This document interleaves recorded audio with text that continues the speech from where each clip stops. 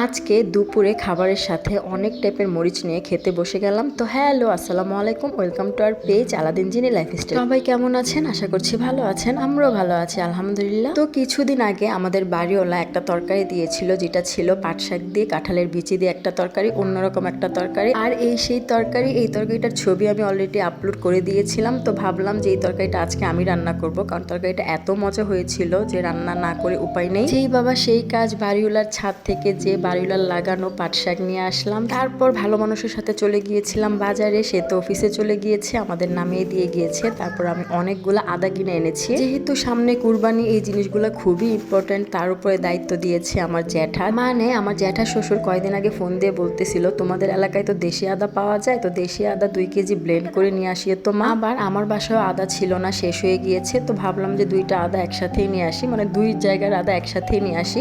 তো এক জায়গায় 3 কেজি আদা এনেছি, আরেক জায়গায় 1 কেজি। আপনারা দেখতে পেয়েছেন আলাদা একটা ছোট একটা প্যাকেট, ওইটাতে 1 কেজি ছিল। ওইটা আমি কুচি কুচি এখনো করিনি, প্রথমে 3 কেজি করে নিয়েছি।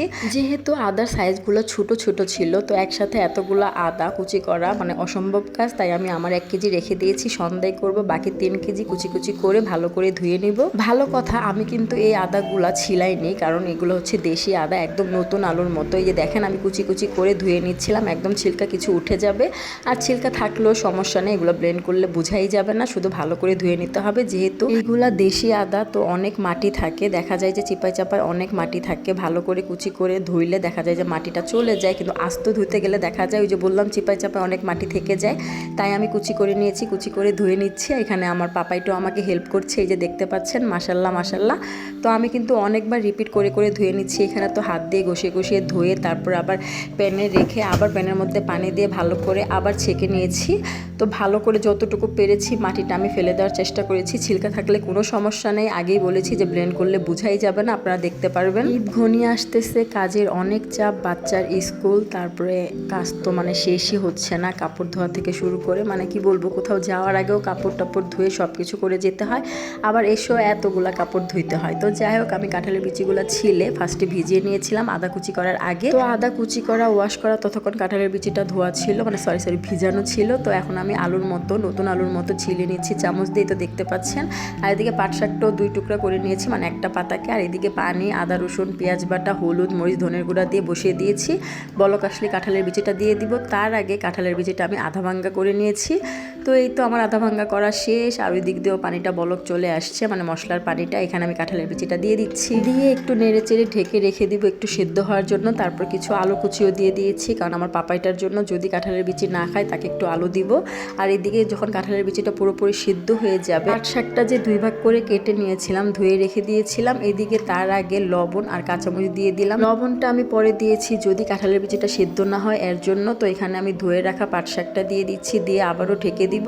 2 থেকে 3 মিনিট পরে আমি নেড়ে চেড়ে দিব। আমার কাছে আবার একটু কচকচা টাইপের খাবার একটু বেশি ভালো লাগে, যেমন দেওয়ার পর অনেকক্ষণ সিদ্ধ করলে কিন্তু জিনিসটা কেমন যেন একটা কালারও ডিসকালার হয়ে যায়, খেতেও কেমন যেন লাগে, কিন্তু একটু কচকচা থাকলে জিনিসটা ভালো লাগে, আবার সবুজও থাকে। এই যে দেখতে পাচ্ছেন আমার এই তরকারির ফাইনাল লুক।